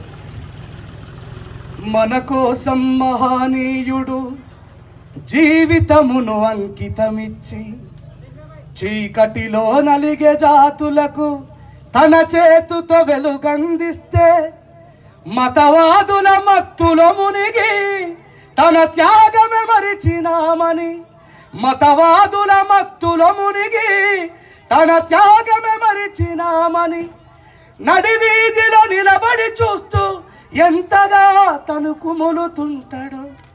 ఏమైపోయే వాళ్ళమో అంబేద్కర్ లేకుంటే, ఏ చీకటి మింగును తను వెలుగై రాకుంటే. ఎంత అద్భుతంగా రాసిండు. రాజ్యాంగము అణువు అణువులో జీవము నింపి, ఇది జీవోత్సవం కాదు. ఏమంటున్నాడు రచయిత? రాజ్యాంగము అణువు అణువులో జీవము నింపి, భూమి మీద ఉన్నటువంటి కోడిని చంపు పోలీస్ స్టేషన్లో కేసు కాదా? మేకను చంపు పోలీస్ స్టేషన్లో కేసు కాదా? చెట్టు నరకు పోలీస్ స్టేషన్లో కేసు కాదా? మనుషులు బ్రతకడానికి వనరులు అవసరమని వనరులను కూడా చట్ట పరిధిలోని ఉంచి చట్టాలు చేసినటువంటి ప్రపంచంలో గొప్ప రాజ్యాంగం భారత రాజ్యాంగం. కానీ ఆ గొప్పతనం గురించి ఆయన బిడ్డలుగా, ఆయన వారసులుగా, ఆయన ఉద్యమాన్ని ముందుకు తీసుకుపోయే సారథులుగా ఆయన గురించి మొదటగా మనం తెలుసుకోవాలి. మనం తెలుసుకొని మిగతా వాళ్ళకి చెప్పాలి. ఇంట్లోనే కుంపటి రగులుతున్నది, ప్రతి సంఘంలో లోపట్టు ఉన్నది ఈ గెలుక్కునే విధానం. ఏ సంఘం అతీతం కాదు, దాన్ని ఏ సంఘం అతీతం కాదు. దయచేసి ఈ కులంని బాబాసాహెబ్ ఇచ్చిండా? ఈ కులంని మనం ఇచ్చిండా? బాబాసాహెబ్ ఇచ్చిండా? What is the meaning of SC? Not schedule caste classes. Yes, schedule classes, backward classes. Schedule క్యాస్ట్గా మార్చారు దుర్మార్గులు దాన్ని. బాబాసాహెబ్ ఎప్పుడు కూడా చెప్పలే ఎస్సీ అంటే షెడ్యూల్ క్యాస్ట్ అని చెప్పలే. Schedule classes, backward classes. భారత రాజ్యాంగం ఉన్నదా మాలామాధవులని? భారత రాజ్యాంగం ఉన్నదా దళితులని? ఏమంటుండు బాబాసాహెబ్? Schedule classes. ఇంకో విషయం చెప్తా, గుర్తుపెట్టుకోండి మంచిగా అందరూ. ఈ విషయం బయట తమ్ముడు వినిపిస్తుందా మీకు? ఈడ గౌన్లో ఉన్నారు కదా, వాళ్ళు బీసీలు కదా. ఈడ కేరళలో ఎస్సీ రిజర్వేషన్ అనుభవిస్తారా? వింటురా? ఇక్కడ గౌన్లోళ్ళు కేరళలో ఎస్సీలు, ఇక్కడ మంగళోళ్ళు బీసీలు, తమిళనాడులో ఎస్సీలు. ఇక్కడ శాఖలోళ్ళు బీసీలు, మహారాష్ట్రలో ఎస్సీలు, ఇక్కడ మునూరు కాబోళ్ళు బీసీలు, జార్ఖండ్లో ఎస్టీలు. వాళ్ళకి అర్థం కాని విషయం ఏంటంటే ఎస్సీ జాబితాలో రిజర్వేషన్ ఈ రాష్ట్రంలో ఉన్నటువంటి వ్యక్తులు ఎవరైతే దిగువ మధ్య తరగతిలో ఉంటూ అన్టచబిలిటీకి గురవుతున్నారో ఆ కులాలని ఎస్సీ షెడ్యూల్ క్లాసెస్లో చేర్చమని బాబాసాహెబ్ రాసింది. ఈ ఆంధ్ర తెలంగాణలో మాలమాదిగోలు ఆ దిగువ మధ్య తరగతిలో ఉండి అన్టచబిలిటీని అనుభవిస్తున్నారు కాబట్టి వీళ్ళని తీసుకుపోయి దేంట్లో కలిపిరు? షెడ్యూల్ క్లాసెస్లో కలిపిరు. ఇదే రకమైనటువంటి అన్టచబిలిటీ అనుభవిస్తూ పేదరికాన్ని అనుభవిస్తున్నటువంటి శాఖలని బాంబేలో ఏం చేసిండ్రు? షెడ్యూల్ క్లాసెస్లో కలిపిరు. ఇదే రకమైనటువంటి అవమానాన్ని ఎదుర్కొంటున్నటువంటి కేరళలో ఉన్నటువంటి గౌన్లలో ఏం చేసిండ్రు? షెడ్యూల్ క్లాసెస్లో కలిపారు. ఇప్పుడు చెప్పిన ఎస్సీ రిజర్వేషన్ అనుభవిస్తుంది దేశవ్యాప్తంగా మాలమాది కదా. ఎవరైతే బాబాసాహెబ్ అంబేద్కర్ గారు సూచించినటువంటి సూచనకు కింద బతుకుతూ అన్టచబిలిటీ ఎదుర్కొంటున్నారో వాళ్ళు ఎస్సీలు. ఇలా బీహార్లో ఉన్నటువంటి జాదవులు ఎస్సీలు. రామ్ విలాస్ పాశ్వాన్, రామ్ విలాస్ మాదిగా ఉన్నదా? రామ్ విలాస్ మాలా ఉన్నదా? పాశ్వాన్. ఇది అర్థమయ్యేటట్టు చెప్పాలి. ఎస్సీ అంటే షెడ్యూల్ క్యాస్ట్ కాదు. కేసు పెట్టవచ్చు తెలుసా దాని మీద? షెడ్యూల్ క్లాసెస్, హరిజనులు, ఇవన్నీ తప్పుడు మాటలు. తెలియదు, చెప్పేటోడు చెప్తే అయినంత ఒప్పుకోలేదు. 3 గంటల సేపు సభ జరగాల. రాజేష్ అన్న గంట సేపు మాట్లాడితే బాగుండు, రాజేష్ అన్న ఇంకా 4 విషయాలు చెప్తే బాగుండు. పోయా రాజేష్ అన్న, నాకు ఆకలి అవుతుంది. నా జీవితంలో నేను ఇంత కట్టర్ అంబేద్కరిస్ట్గా నా వల్ల వీలైనంత ఎక్కువగా బాబాసాహెబ్ అంబేద్కర్ గారి రథాన్ని ముందుకు తీసుకుపోయే ప్రయత్నం చేస్తున్నటువంటి వ్యక్తిగా మారడానికి ఒక చిన్న కథ చెప్పిండు కదిరి కృష్ణన్న. కొత్తగా వచ్చిన తమ్ముళ్ళందరూ కూడా జాగ్రత్తగా వినండి. ఏం చెప్పిండు అంటే, ఈ దేశానికే 3 అంతరాల బంగ్లాలు కట్టుకున్నటువంటి సింధు, హరప్ప, మొహంజదారో నాగరికతలో పుట్టినటువంటి మనల్ని ఈ దేశంలోకి వలస వచ్చినటువంటి కొద్దిమంది వ్యక్తులు మన పైన దాడి చేసి మనల్ని ఈ దేశం నుంచి తొలగించే ప్రయత్నం చేస్తే సింధు లోయ దగ్గర మొదలైన మన పోరాటం వాళ్ళ చేత ఓడిపోయి మళ్ళీ అడవిలోకి వచ్చి దాక్కొని మళ్ళీ తిరిగి పోరాటం చేసి మళ్ళీ ఓడిపోయి మళ్ళీ కొంచెం వెనక్కి వచ్చి అట్లా ఆ ఆఫ్ఘనిస్తాన్ దగ్గర నుంచి మొదలైనటువంటి మన పోరాటం చివరికి పసిఫిక్ మహాసముద్రం దగ్గరకు వచ్చి ఆగిపోయింది. ఏమున్నది శ్రీలంక కింద? సముద్రం తప్ప భూమి ఉన్నదా? తమిళనాడు కింద ఏమున్నది? వీళ్ళే కర్రగా ఎందుకుంటారు? వీళ్ళకే మీసాలు ఎందుకు ఉంటాయి? ఆలోచించండి. ఎక్కడ మొదలైంది మన పోరాటం? ఆఫ్ఘనిస్తాన్ సింధు లోయల. ఏడికొచ్చినాం? వాళ్ళతో పోరాడి ఓడిపోతూ భూమి చివరికి వచ్చినాం. ఎక్కడికి వచ్చినాము? భూమి చివరికి వచ్చినాం. ఈ పోరాటానికి పోయిన ప్రతిసారి మన తాతలు ముత్తాతలు ఏమనుకునేదో తెలుసా? వాళ్ళు ఏం తినేదో తెలుసా? మిట్ట మధ్యాహ్నం ఒకవేళ ఊర్లో పశువులు చచ్చిపోతే, కుక్కలు చచ్చిపోతే మూతికి ముంత ముట్టికి పొరక పెట్టుకొని మిట్ట మధ్యాహ్నం అయితే మన నీడ ఎవడి మీద పడదు కాబట్టి ముందుగానే ఒక వర్తకుడు వచ్చి, ఒరే అంటరాని కుక్కలరా, పలానా పటేలోళ్ళ ఇంటి దగ్గర గొడ్డు చచ్చిపోయింది, దాన్ని తీసుకుపోవాలి మీరు 12 గంటలకు అని. ఆ 12 గంటల టైంలో వచ్చి మనోళ్ళు ఆ గొడ్డును తీసుకొని పోతే ఆ చచ్చిపోయి పురుగులు పడుతున్నటువంటి గొడ్డు మాంసమే మనం తిని బతకాలి, అంతకుమించి వేరే మార్గం లేదుగా. అయితే ఈ గొడ్డుకి ఇటుబందుకు మన తాత ముత్తాతలు, ఆ గొడ్డుకి అటుబందుకు కుక్కలు ఇద్దరు మాట్లాడుకుంటున్నాయట. ఆ కుక్కలు అంటున్నాయట, ఒరే మనుషుల్లారా, కనీసం మాకు పురుగులు పడ్డా ఇసవట్టురా, కిదనిమ్మడబట్టరు మీరు. ఈ సకల సంపద, ఈ మానవ వనరులన్నీ కూడా మీయే కదా. ఈ పురుగులు పట్టేటువంటి కుక్కలు కూడా మాకు ఇడిసబెట్టరా, ఈ పురుగులు పట్టేటువంటి కళేబరాన్ని కూడా మాకు ఇడిసబెట్టరా అని చెప్పి అన్నప్పుడు మన తాత ముత్తాతల కుక్కలతో వేడుకుంటున్నారు. ఏమని? ఓ కుక్క, కనీసం నీకు ఊర్లోకి పోయే స్వేచ్ఛ ఉంది, మాకు అది కూడా లేదు. కేవలం ఈ పురుగులు పట్టేది తిని నా భార్య తింటే, నా భార్య రొమ్ములకెళ్ళే పాలు వస్తాయి, నా పుట్టిన బిడ్డ తాగితే రేపా కొడుకుల మీద పోరాటం చేస్తాడు. ఏదో ఒక రోజు ఈ దేశం మాకైతుంది. అందుకే ఈ పురుగుల పట్ట మాంసం తింటున్నా నేను. నా లోపల ఒక ఆసక్తికరమైనటువంటి పోరాటం ఉన్నది అని చెప్పి పోరాడి ఓడిపోయి భూమి చివరికి వచ్చినాం. కానీ ఇప్పటికీ కూడా గెలవలేకపోయినాం. మన ముత్తాతలు మనపై పెట్టుకొని ఆ పురుగుల పట్ట మాంసం తిన్నా వాళ్ళ త్యాగాన్ని మనం మర్చిపోయినాం. ఈ రోజు ఓటమికి కారణం మనమే. ఇందాక అన్న మాట్లాడితే ఇంతమంది చెప్పిండు, అంబేద్కర్ మీటింగ్కి వస్తారు, మాటలు వింటారు, అన్నీ వేస్తారు, ఓట్లు వేసేటప్పుడు మాత్రం ఎప్పుడు మన మాట వినడు. చంపుతారు, మన అక్కల్ని చంపుతారు, యాసిడి పోస్తారు, మర్మాంగాల రాట్లు గుచ్చుతారు, నడుబీర కొడతారు, నాలుకలు కోసేస్తారు. మొన్న ఉత్తరప్రదేశ్ జరిగింది, ఇప్పుడు ఆంధ్రప్రదేశ్ జరుగుతుందా? మన తెలంగాణ జరగలే? ఏం పేరు ఆ రెడ్డి పేరు, అమ్మాయి పేరు ప్రియాంక రెడ్డి జరిగిన రోజే ఆదిలాబాద్లో లక్ష్మక్క మీద జరిగింది. ఎవరికి న్యాయం జరిగింది ఈ దేశంలో? ఎంతమంది ఉంటాం సార్ ఇలా? ఇప్పటికీ ఇంకా కదా 25% ఉన్నామా సార్ ఎస్సీలో? పెరగలేమా? ఎంత ఉంటాం సార్ అందా? 30%. ఈ బాటల్ని ఈ 30% మనం తలుచుకుంటే ఏం కావాలి? 30% ఒక సైడ్ ఉంటే ఏం కావాలి? ఏమైతే రిప్ సిస్టర్, రిప్ బ్రదర్, సో సాడ్. గివ్వా మన జన్మలు? ఒక్కసారి భీమా కోరేగాని గుర్తు చేసుకోరువా?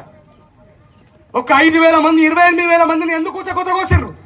వాళ్ళ లోపట్ల ఏం ఆశయం ఉంటే కెప్టెన్ సిద్ధిలాంగ్ మహర్ యుద్ధం కంటే ముందు ఏం మాట్లాడిండు? 500 మంది 28,000 మందిని ఎట్లా చంపగలుగుతారు? అది సాధ్యమా? అసాధ్యమైన. ఒక్కసారి సిద్ధిలాంగ్ మహర్ కెప్టెన్ దాన్ని ఎవరైతే పోరాటాన్ని నడిపించినో ఆయన మాటలు వింటే అర్థమవుతుంది అది సాధ్యమే నేటికి కూడా. రేయ్, వేల సంవత్సరాలుగా మనకు అవకాశమే లేదు. మొట్టమొదటిసారి ఈస్ట్ ఇండియా కంపెనీ మనకు అవకాశం ఇస్తున్నది.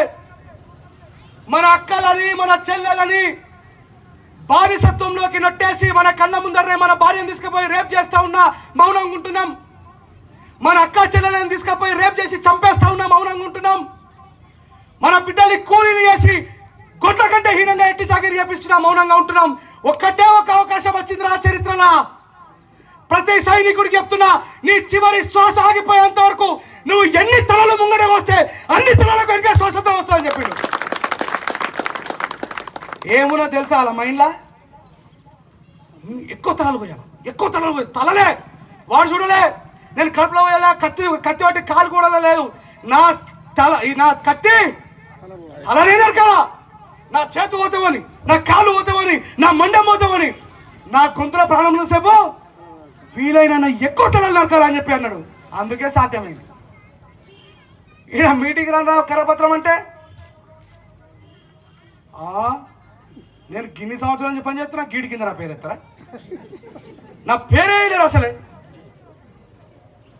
ఒక్క చరిత్రలో ఒక చిన్న సంఘటన చెప్తా. సామ్రాట్ అశోక చక్రవర్తి పేరు తెలుసుగా? రక్త పిపాసి, ప్రపంచంలో అత్యంత భూభాగాన్ని ఆక్యుపై చేసుకున్నటువంటి యుద్ధ వీరుడు. ఆయన బౌద్ధంలోకి వచ్చిన తర్వాత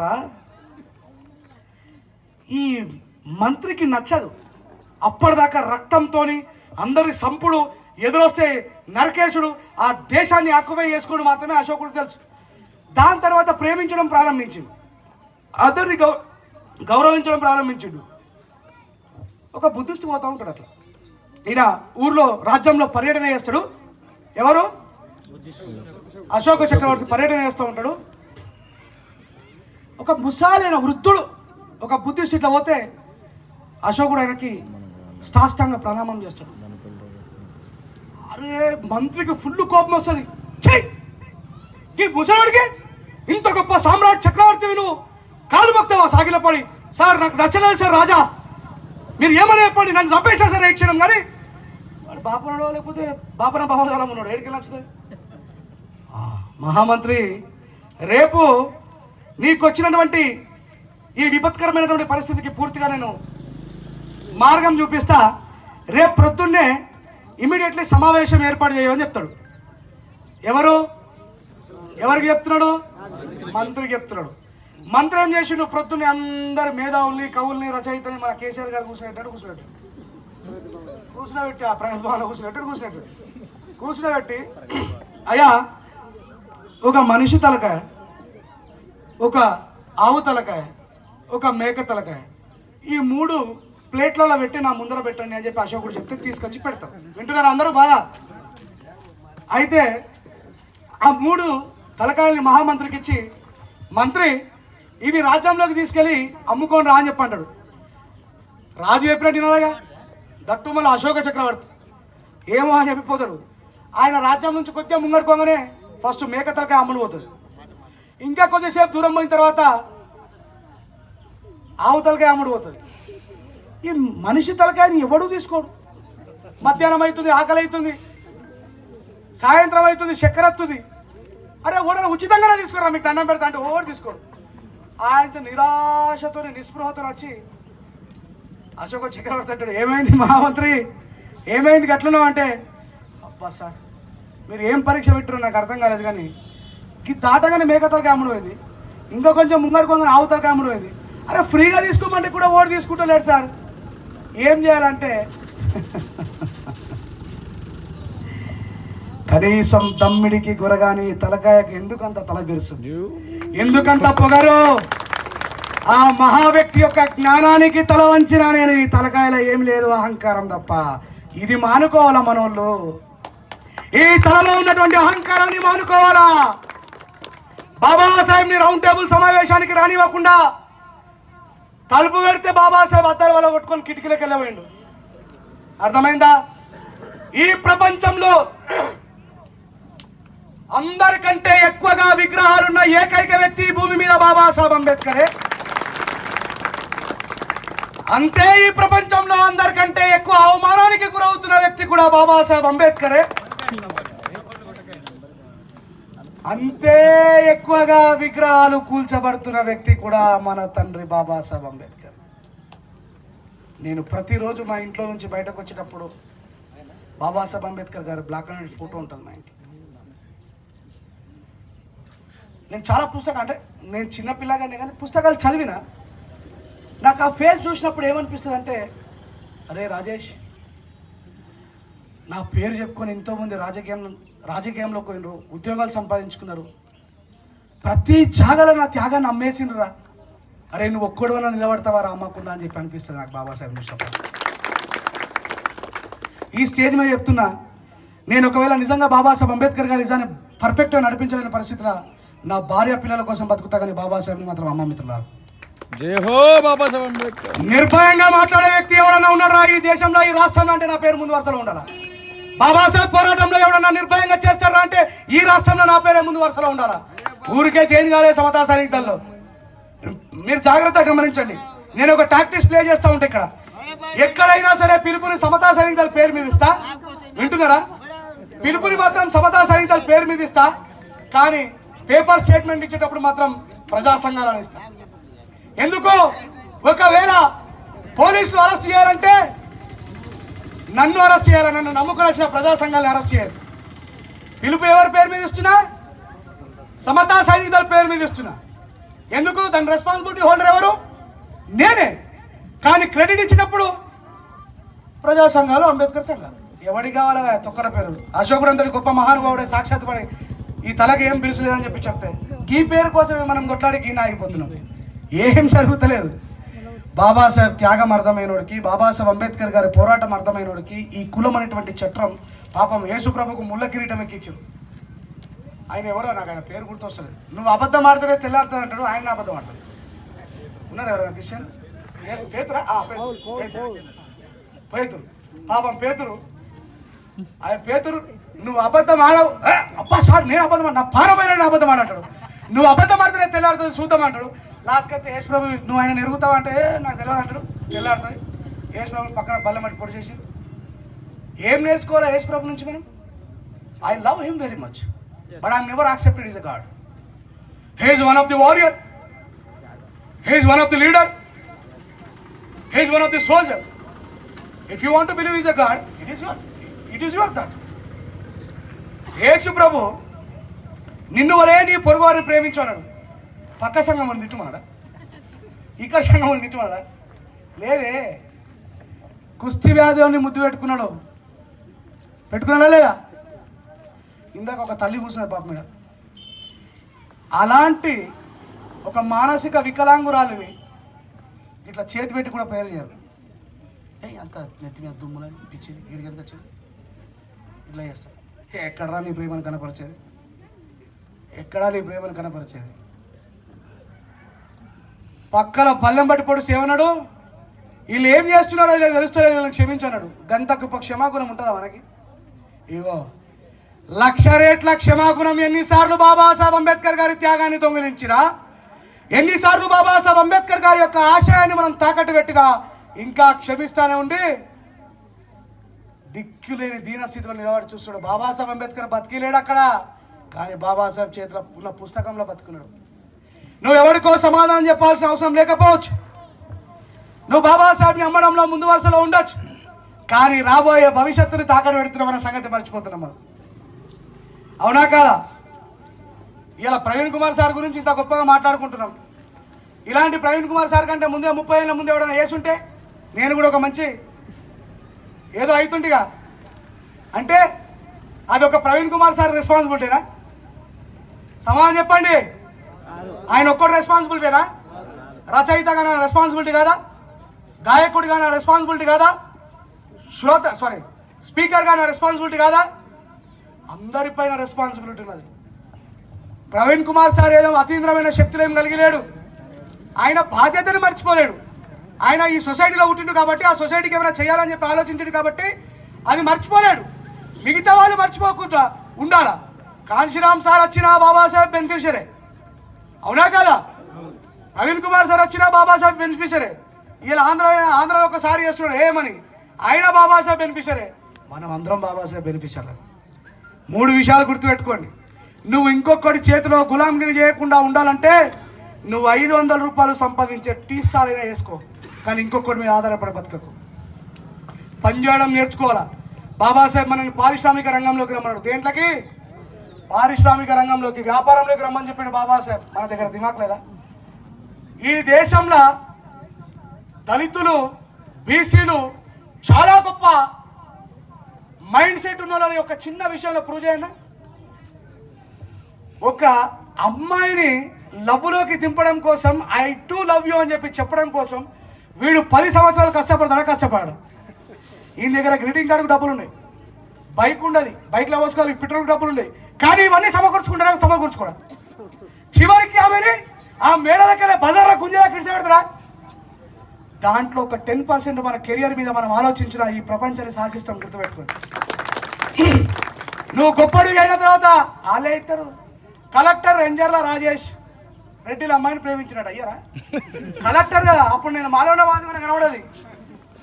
అందుకే విజ్ఞానవంతులు కావాలా. వ్యాపారం, మన దగ్గర ఒక జాగువార్ కారు ఉంది అనుకో, మన కోమటుల అమ్మాయిని ఇయ్యరా? చెప్పాలి, అయ్యారా? అరే నువ్వు వ్యాపారవేత్తవుగా, ఆ అమ్మాయిని వాడేయడం కోసం 10 సంవత్సరాలు కొట్లాడు వచ్చాను దగ్గర మెడ మీద చూసుకోమండి. ఎందుకు ఇదంత రోజులు? మరి మన కాళ్ళ మీద మనం నిలబడి మనకున్న జ్ఞానాన్ని మన టాలెంట్ మీద ఉపయోగించి ఇలా ప్రపంచంలో బిల్గేట్స్ అందరూ కూడా గవర్నమెంట్ చేపరలే, అవు సార్? కాదు కదా, వాళ్ళు వ్యాపారవేత్తలే కదా. మనం ఎందుకు అయ్యేది వ్యాపారం? చేయరాదా? టీ స్టాల్ పెట్టి ఆ టీ స్టాల్ని 4 టీ స్టాల్గా చేసి, ఆ 4 స్ట్రీట్ స్టాల్ని 10 టీ స్టాల్గా చేసి హైదరాబాద్లో చాలామంది కోట్లు సంపాదిస్తారు తెలుసా? టీ స్టాల్ అనేది రవీంద్రనాథ్ అడగండి, చాలా అద్భుతమైన బిజినెస్ ఇవ్వాలి. వ్యాపారంలోకి రావాలా. 500 రూపాయలతో ఇంతకుముందే చిన్న ఎగ్జాంపుల్ చెప్పిన, చింత చిగురు కుంటికూర బిర్యానీ. దిమాగ్ మనకు లేదా? ఉపయోగిస్తారు మిత్రులారా. కాంశీరామ్ సార్ ఒక క్వశ్చన్ అడిగింది ఒక మీటింగ్లో, కంప్యూటర్ గొప్పదా మనిషి గొప్పదా అని అడిగింది. మనిషి ఏమున్నది? కంప్యూటర్లో మస్తు డేటా సేకరిస్తుంది, ఇమీడియట్లీ ఏది కావాలంటే సర్చ్ చేసి పెడుతుంది. మనం ఎన్నో సంవత్సరాల కింద దాచబెట్టుకునేటువంటి డేటా మొత్తం కూడా ఇమీడియట్లీ అది చేస్తుంది అని చెప్పి, పాపం మన సమాజం జ్ఞానవంతమైనటువంటి సమాజం కాదు కాబట్టి సార్ కంప్యూటరే గొప్పది సార్ అని చెప్తారు. అప్పుడు చెప్తాడు కాంశీరామ్ సార్, ఈ కంప్యూటర్ ఎవరు తయారు చేసినారు? మనిషే తయారు చేసిన. అంటే ఇందులో ఉన్న ఒక చిన్న న్యూరోపాటి కూడా కాదు ఇది, మన మైండ్ది ఉపయోగిస్తలేము. ఇలా సంక్రాంతి సందర్భంగా అందరూ ఏం పెట్టిండ్రు? గొబ్బెమ్మలు పెట్టిండ్రు. చైనాలో ఆ గొబ్బెమ్మల నుంచి ఏం చేస్తారు? బయోగ్యాస్ తీసి వంట కోసం ఉపయోగిస్తారు. మన వాళ్ళు ఏం చేస్తారు? పసుపు వేసి కుంకుమ వేసి దాంట్లో పూలు పెట్టి ఏమంటారు ఇట్లా తిరుగుతారు కదా.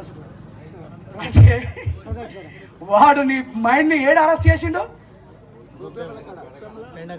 కానీ చైనాడు ఏం చేస్తున్నాడు? దాన్ని బయోగ్యాస్ తీసి తన సొసైటీకి ఉపయోగపడేటట్టు చేస్తున్నాడు. నిన్నెవడో గైడ్ చేయడు, నీకెవడో మాస్టర్ ఉండడు, నీకోసం ఎవడో వెన్నుదండు ఉండడు, నీకు నువ్వే. అర్థమైందా? బాబాసాహెబ్ చదివితే నాకు కోరిక, నేను గూగుల్లో సెర్చ్ చేస్తే యంగ్ అంబేద్కర్ రైట్ మంచి డైనామిక్ స్పీకర్ అని చెప్పేసి నా పేరు ఉండాలి నేను చచ్చిపోయిన తర్వాత కూడా. అది నాకు ఆ కోరిక చాలు. దానికోసం నేను కష్టపడుతున్నాను లేదా? మా ఇంటికాడ కూర్చుంటే నేను అంత మా ఇంటికాడ కూర్చుంటే నాకు పేరు వస్తుంది. కష్టపడతలేనా? మొన్న మన ఎస్సీ కుటుంబాల పైన దాడి చేస్తే పరామర్శిద్దామని పోయినా. ఏమని పరామర్శిద్దామని పోతే వాళ్ళు రౌడీలు పెట్టి దాడి చేసి నా ఈకో స్పోర్ట్ వెహికల్ని తుక్కుతుకేసి పోలీసులే మా మీద 14 కేసులు పెట్టి కర్మగాలి దాడికి గురి కాబట్టి దళితులే నా మీద అక్రమంగా 14 కేసులు పెట్టింది కూడా దళిత వేసే. చూడండి ఏడున్నాము మనం. ఈరోజు అన్నారట మొన్న జగిత్యాల్ ఎవరురా నాని అది సంగం శ్రీరాంపూర్ శ్రీరాంపూర్లో విజయం సాధించాం. అదే బట్టలింగాపూర్ అని విలేజ్లో ఒక గవర్నమెంట్ కమ్యూనిటీ భవన్కి సంబంధించి అక్కడ ఎంఆర్ఓకి ఇట్లా అందరూ వచ్చి తీర్పిచ్చింది ఇది ఎస్సీ లేదని. అయినా ఓర్చుకోలేని వాళ్ళు ఆ సర్పంచ్ అక్కడ ఉన్నటువంటి గుండాలు మన వాళ్ళ మీద దాడి చేసి, దాడి అంటే స్త్రీలను ఎంత ఘోరంగా కొట్టిరంటే బూబ్స్ పైన యూట్రస్ పైన కుదిరు. ఎంత దయనీయమైనటువంటి జీవితాలను చూడు మనం. అక్కడ వాళ్ళని పరామర్శించడం కోసం ఇంక ఏం చేయలే. పరామర్శించడానికి పోతే ఆ ఏవన్ని అరెస్ట్ చేయక వాని దగ్గర డబ్బులు తీసుకున్నటువంటి ఎస్ఐ ఆ ఏవన్ని వదిలేయడం వల్ల వాడు మా మీద దాడికి వస్తే నా ఈకో స్పోర్ట్ వెహికల్, సరే వెహికల్ ఏమైనా కావచ్చు ఏదైనా జరగచ్చు, నా మీద అక్రమంగా 14 కేసులు పెట్టిండు. నేను 5 నిమిషాలు కూడా జైల్లో ఉండకుండా బయటకు వచ్చిన, అది వేరే విషయం. ఈరోజు నా తోటి సంఘస్థులే అన్నారట ఈ కబురు ఇక్కడి నుంచి అక్కడి వరకు పోవాలనే మాట్లాడుతున్నా. రెంజరా రాజేష్ మీద 14 కేసులు అయినాయి. ఆయన ఎందుకు పిలుస్తున్నారు ఆ మీటింగ్ కానీ? ఈ 14 కేసులు నేను ఏ అమ్మాయినైనా రేప్ చేస్తే అయినాయా? ఎక్కడైనా పేకాటాడి దొరుకుతాయినాయా? ఏదైనా తాగి వైన్ షాప్ల దగ్గర బార్ల దగ్గర లొల్లి పెట్టుకుంటే అయినాయా? దొంగతనం చేస్తే అయినాయా? దేనికోసమైనాయి? జాతిని సేవ్ చేయడం కోసం పోతే కేసులు అయినాయి. ఇక ఏం ఆలోచిస్తున్నారో చూడండి మనోళ్ళు. అంటే నిజాయితీగా ఉద్యమాలు చేసి ఇప్పుడు ఈడ మీటింగ్ పెట్టిండ్రు, వేరే వాళ్ళకి అది నచ్చక రేపు మనోళ్ళ మీద దాడి చేసారు అనుకో, నేను రావద్దా? It's not my responsibility. ఇక్కడ విన్నోళ్ళు చెప్పాలా, ఏడా కూడా ఆగది. నేను సమతా సైనికులు చేరిందే నాకు వీలైనంత ఎక్కువగా నా సమాజానికి రక్షణ కల్పించాలని. జగన్ మీద 1000 కేసులు కాలేవా? సీఎం కాలే, మరి నా మీద 14 కేసులు అయితే నేను అనడుగున్నా. ఏం ఆలోచిస్తున్నారు మనలో? దిమాకున్నట్టు లేనట్ట, ఎవడో ఆపితే ఆగేది కాదు. సో అట్లా మనం బాబాసాహెబ్ అంబేద్కర్ గారి యొక్క ఆశయాన్ని తెలుసుకొని, ఆయన చేసినటువంటి పోరాటం తెలుసుకొని, ఇక్కడ ఇందిరాగాంధీ గారి గురించి ఒక మాట చెప్తా. ఇందిరాగాంధీ గారు ఈ దేశానికి ప్రైమ్ మినిస్టర్ ఉన్నప్పుడు, సిస్టర్ మీరు బాగా వినండి, మీరు ఈ విషయాన్ని మన వాళ్ళకి షేర్ చేయండి. విన్నారా ఎప్పుడైనా ఇందిరాగాంధీ గురించి మాట్లాడిందని? ఈ దేశానికి ఫస్ట్ ప్రైమ్ మినిస్టర్ ఎవరండి?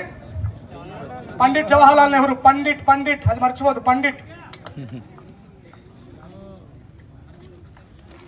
బాబాసాహెబ్ అంబేద్కర్ బాపనలో రిజర్వేషన్ ఇచ్చిండు తెలుసా అన్నా? ఏమడుతుందా చివరికి? బాబాసాహెబ్ అంబేద్కర్ బాపనలో రిజర్వేషన్ ఇచ్చిండు. ఈ దేశానికి ఫస్ట్ ప్రైమ్ మినిస్టర్ అయినటువంటి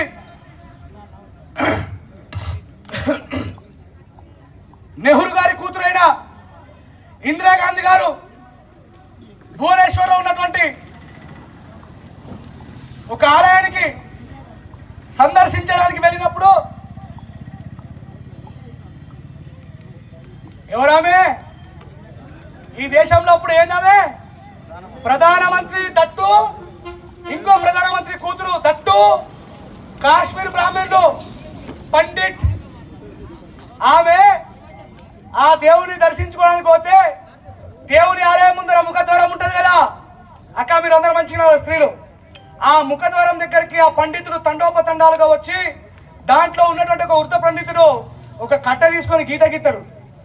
ఇంద్రా, నువ్వు పండిట్ జవహర్లాల్ నెహ్రూ కూతురు అయితే అవ్వచ్చుగాక, నువ్వు స్వతహాగా ప్రైమ్ మినిస్టర్ అయితే అవ్వచ్చుగాక, నువ్వు కాశ్మీర్ బ్రాహ్మణుడు అయితే కూడా అవ్వచ్చుగాక, కానీ నువ్వు ఒక విధారావులి కాబట్టి ఈ గుళ్ళోకి నువ్వు రావద్దు అని అన్నాడు. ఎవరితో అంటున్నారు ఈ మాట? ఒక ప్రైమ్ మినిస్టర్తోని, దట్టు ప్రైమ్ మినిస్టర్ కూతురుతోని, దట్టు కాశ్మీర్ బ్రాహ్మణుల శ్రేష్టమైన బాపనులు కాశ్మీర్ పండిట్లు. ఆమెని అంటే ఆ తల్లి ఏడుచుకుంటూ ఆ అవమానాన్ని భరించలేక ఇంటికి వచ్చి ఏడిసి, ఇంట్లో కూర్చొని బోరున విలపిస్తుంది. కానీ అదే విధవరాలైనటువంటి ఇందిరాగాంధీని ఈ దేశాన్ని పాలించే హక్కును నేను నీకు ఇస్తున్నా తల్లి అని రాజ్యాంగం రాసిండు బాబాసాహెబ్. ఆమె నమ్ముకున్న ఆ వేదాలు పురాణాలు ఆమెకి ఇచ్చిన గౌరవం గెట్ అవుట్. ఆమెకిచ్చిన గౌరవం గెట్ అవుట్. బాబాసాహెబ్ రాజ్యాంగం ఇచ్చిన గౌరవం వెల్కమ్. Welcome to parliament. ఈ రోజు ఇందిరాగాంధీ గారు ఈ దేశాన్ని రూల్ చేయడానికి గల కారణం జవహర్లాల్ నెహ్రూ కాదు, మోతీలాల్ నెహ్రూ కాదు, గాంధీ కాదు, డాక్టర్ బాబాసాహెబ్ అంబేద్కర్ అని చెప్పగలగాలి మనం. సింహాల చరిత్ర సింహాలకు తెలియకపోతే వేటగాడు చెప్పిన బుర్రకథనే చరిత్ర అవుతుందని చెప్పినా లేదా? ఇక్కడ బాపనోళ్ళకు బాబాసాహెబ్ రిజర్వేషన్ ఇచ్చినట్టా కాదా? ఈరోజు రెడ్డిలు, రావులు, వెల్మలు, కాపులు, చౌదరులు కౌమారే పితృ రక్షంతి, యవ్వనే భర్త రక్షంతి, వృద్ధాప్యే పుత్ర రక్షంతి, నా స్త్రీ స్వతంత్రం అనరతి అని రాసుకున్నాడు వేదాలల్లా. ఏమని? కౌమారే పితృ రక్షంతి, యవ్వనే భర్త రక్షంతి, వృద్ధాప్య పుత్ర రక్షంతి, నా స్త్రీ స్వతంత్రం అనర్హతి. స్త్రీ ఎట్లా ఉండాలట? వేదాలు ఇంటికి 10 బొట్లు పెట్టుకొని ఆలోచించుకోరు. మీరు నమ్ముతున్న దేవులే చెప్తున్నారు. మా తాతను మా అయ్యను రాసింది కాదు. ఏమంటున్నాడు? కౌమారే పితృ రక్షంతి, చిన్నపిల్లగా ఉన్నప్పుడు తండ్రి చెక్కు చేతల్లో ఉండాలా. యవ్వనే భర్త రక్షంతి, యంగ్ అమ్మాయి అయిన తర్వాత అంటే ఒక వయసుకు వచ్చిన తర్వాత భర్త చెక్కు చేతల్లో ఉండాలా. వృద్ధాప్యే పుత్ర రక్షంతి, ముసలి అయిపోయిన తర్వాత కొడుకు చెక్కు చేతల్లో ఉండాలా. నా స్త్రీ స్వతంత్రం అనర్హతి, స్త్రీకి స్వతంత్రం ఇవ్వద్దు అన్నాడు. ఇక మీరు పోయి మీ సత్యనారాయణకి మొక్కుకుంటారో, మీరు రాముడికి మొక్కుకుంటారో, మీ కృష్ణుడికి మొక్కుకుంటారో, మీరు ఓలకన్నా మొక్కుకుంటారో మీ ఇష్టం. కానీ బాబాసాహెబ్ ఏమన్నాడు? ఈరోజు నా సిస్టర్ సర్పంచ్ అయింది, ఈరోజు నా సిస్టర్ ఒక జాబ్ హోల్డరో లేకపోతే ఏదో అయింది, ఈరోజు నా సిస్టర్ అందరూ చదువుకుంటున్నారు. ఎవరి వల్ల? ఇది కేవలం ఈ సిస్టర్ని బాబాసాహెబ్ కేవలం మాలామాది వాళ్ళకి ఇచ్చిందా? భారతదేశంలో ఉన్నటువంటి ఇందిరాగాంధీ దగ్గర నుంచి మొదలుకుంటే నా సఫాయి పనిచేసే సాయి కాక బిడ్డ దాకా కూడా బాబాసాహెబే ఇచ్చిండు. ఇది చెప్పాలా మనం? యజనం యాజనం బ్రాహ్మణ నామకల్పాయత్, అధ్యానం అధ్యాపకం బ్రాహ్మణ నామకల్పయత్. ఇది నేను చెప్తుంది ఆడే అంటున్నా. ఏమని? యజనం యాజనం చదవడము, పూజ చేయడము, పూజ చేపించడము బాపనుల అధికారమే. అధ్యానం అధ్యాపకం, చదవడము చదువు చెప్పడం కూడా బాపనులు లేదన్నాడు. ఎంతమంది ఎస్సీ ఎస్టీ బీసీ ముస్లిం టీచర్లు అయిన బాబాసాహెబ్ వాళ్ళు ఈ దేశంలో? వాడు రాసుకున్న వేదాన్ని బాబాసాహెబ్ ఏం చేసిండు? ఇట్లా చిత్తుకాయ లెక్క చింపేసి గెట్లాస్ అని చెప్పి వెళ్ళగొట్టింది. ఇది చెప్పాలా మనం? ఓ నా ముస్లిం సహోదరుడా, ఈ దేశంలో నిన్ను ఉగ్రవాదిగా చూపిస్తున్నారు, కానీ నువ్వు కూడా ఈ దేశస్తుడివే అని చెప్పేసి నిన్నగాక మొన్న ఎన్ఆర్సీ కోసం ఈ దేశంలో బాబాసాహెబ్ ఫోటోని గుండెలో కత్తుకొని బయటకు వచ్చినావు. నీకు ఇన్ని సంవత్సరాలు మేము చెప్పిన అర్థం కాలే. బాబాసాహెబ్ మీకోసం కూడా ఏదో చేసిండు అని ఎన్ఆర్సీ రాగానే అర్థమైంది. We are not living without doctor Babasaheb Ambedkar this country అని. అంటే సమయం ప్రతి వాడికి గుణపాఠం నేర్పుతుంది. ఈరోజు బాబాసాహెబ్ లేకపోతే దేశం లేదు. చర్చికెళ్ళి యేసయ్యకు ఎంత మొక్కుకున్నాను, కన్నీళ్లతో కాళ్ళు కడిగి కనుల కత్తుకున్నాను, దళిత జీవితాల్లో వెలుగు రాలే కదా, తరతరాల దారిద్ర్యం పోలే కదా. కాషాయపు జెండలెత్తి ఇట్లా ఇట్లుపుతారు, కాషాయపు జెండలెత్తి భుజాలపై మోసిన త్రిమూర్తులను గుండెలోన నిత్యం పూజించిన ఆ రాముడు శ్రీకృష్ణుడు ఏ శివుడు మార్చలే. ఈ దేవుళ్ళే మన బ్రతుకును బానిసలుగా మార్చిరి. బ్రహ్మణోముఖమాషిత్ బాహుని రాజునికు దాహృదేశం. బ్రహ్మతల నుంచి బాపడలు పుట్టినడా, భుజాల నుంచి క్షత్రుడు పుట్టినడా, ఈ తొడల నుంచి కోమటుడు పుట్టినడా, ఈ కాలాలకెళ్ళి శూద్రుడు పుట్టినడా. మన గురించి లేదు. అందుకే మాస్టర్జీ పాట రాసిండు. ఇదేమి ధర్మమన్నా బుద్ధరిగిన భీమన్నా, అధర్మం అంటే ఇలాలో మను ధర్మమెరోరన్న. ఆ పండ్లు పుట్టింది బ్రహ్మముఖము నుంచంట, క్షత్రియులు పుట్టింది ఛాతి చేతు నుంచంట, వైశ్యులు పుట్టింది నడుము తొడల నుంచంట, శూద్రుడు పుట్టింది కాలి చెప్పు నుంచంట. ఈ మానవాది వాళ్ళు లంబడోలు ఎడికెళ్ళి పుట్టిండ్రు. మనిషి ఎట్లా పుడతాడో మా మనుషులకే ఎరుకన్నా, బుడగుంటల ఉంగే గాడిదలకే ఎరుకన్నా. వాడేం చెప్తాది? క్రైస్తవులలో ఉన్నోళ్ళు పాస్టర్ చెప్పింది నువ్వు పని చేసి ఫస్ట్ బైబుల్ చదవరు. ప్రభువా ప్రభువా అన్నవాడు పరలోక రాజ్యము చేరడు కానీ తండ్రి చిత్తం నెరవేర్చిన వాడే పరలోక రాజ్యం చేరడు. తండ్రి చిత్తం అంటే లోపల కూర్చొని నమాజ్ చేసురా, ప్రార్థన చేసురా. నిన్ను అనేది పొరుగు వారిని ప్రేమించు. తప్పు మాట్లాడినా నిజమా కాదా? ఇదిగో సమాజ మందిరము వెలుపల వేశ్యల వలె మొరపెట్టకుడి, మీ హృదయాంతరంగంలో మొరపెట్టుడు నేను మీకు చెవి యొక్కదని అన్నాడు. ఆయన అన్నడా లేదా? అంటే బైబుల్లో ఉన్నటువంటి మంచిని తీసుకొని సమాజంలో బ్రతకడం కోసం ప్రయత్నం చేయండి. ఈ రోజు దేశం ఎంత దారిద్ర్యమైనటువంటి పరిస్థితిలో ఉందంటే ఇక్కడ కేవలం ఒక వర్గానికి చెందిన వ్యక్తులు మాత్రమే మనుషులు, మిగతా అందరూ కూడా శత్రువులాగా కనబడుతున్నారు. అవునా కాదా? ఇలా ముస్లిం యూత్ ఒక దేశద్రోహిగా, ఒక క్రైస్తవ యూత్ దేశద్రోహిగా, ఒక అంబేద్కర్ గురించి మాట్లాడడం యూత్ దేశద్రోహిగా, ఒక కమ్యూనిజం సిద్ధాంతాన్ని బోధించే మన యూత్ దేశద్రోహిగా చిత్రీకరించే ప్రయత్నం చేసినప్పుడు సిగ్గుండి మనమంతా ఒక్కడు కావాలా లేదా? ఐదమా వద్దా? ఈ దేశంలో బాబాసాహెబ్ అనే భారత రాజ్యాంగం చెట్టు నీడ కిందికి వస్తేనే మనం బ్రతుకుతాం, లేకపోతే కథమే. ఇది గుర్తుపెట్టుకొని మీరందరూ కూడా బాబాసాహెబ్ అంబేద్కర్ గారి మార్గంలో నడవాలని, ముందు ముందు ఇలాంటి కార్యక్రమాలు మరి ఎన్నో జరగాలని, జరిగేటువంటి కార్యక్రమాలకు పిలిస్తే మీరు తప్పకుండా పోవాలని, మాట్లాడుతున్నటువంటి వక్త తన చదువుకున్న జ్ఞానాన్ని మీకు ఇచ్చే ప్రయత్నం చేస్తూ ఉంటాడు. నాలాంటి ఎంతో మంది వక్తల్ని పిలిచి, నేను చిన్నపిల్లని వక్తలను అందరికంటే చోటే బచ్చాను, నా వల్ల వీలైనంత నేను ప్రయత్నం చేస్తూ ఉన్నా. అట్లా చాలామంది వక్తల్ని పిలిపించుకొని మీరు ఈ మూఢనమ్మకమైనటువంటి మతమైనటువంటి మత్తుల నుంచి బయటకు రావాలని, ముఖ్యంగా క్రైస్తవులు ఉంటే చెప్తున్నా, ఈ పోషవల దగ్గర తినద్దు, ఈ ఎల్లమ్మల దగ్గర తినద్దు అని చెప్పి ఇది బంద్ చేయండి. మీ సమాజమే మిమ్మల్ని చివరికి చీకొట్టే స్టేజ్కి మీరు దిగజారుతున్నారనే విషయాన్ని మర్చిపోకండి. ఏం నీకు యేసుప్రభు మీద నమ్మకం ఉంటే ఇది విష పదార్థమైన నువ్వు నా నామమున ప్రేయర్ చేస్తే ఇది పాయసం అవుతున్నారు లేదా? నమ్మకం మీ మీద మీకే. బంద్ చేయండి. రానున్న రోజులు చాలా ఘోరమైనటువంటి పరిస్థితులు రాబోతున్నాయి. మీకోసం మేము, మన కోసం మనం అందరం ఒకటి కాకపోతే బ్రతకని వారి దేశంలో ఇది గుర్తెరగాలని చెప్పి మనస్ఫూర్తిగా కోరుకుంటూ, నాకు ఇంత మంచి అవకాశం ఇచ్చినటువంటి మిత్రులందరికీ హృదయపూర్వకంగా జై భీమ్ తెలియజేస్తూ థ్యాంక్ యూ. జై భీమ్.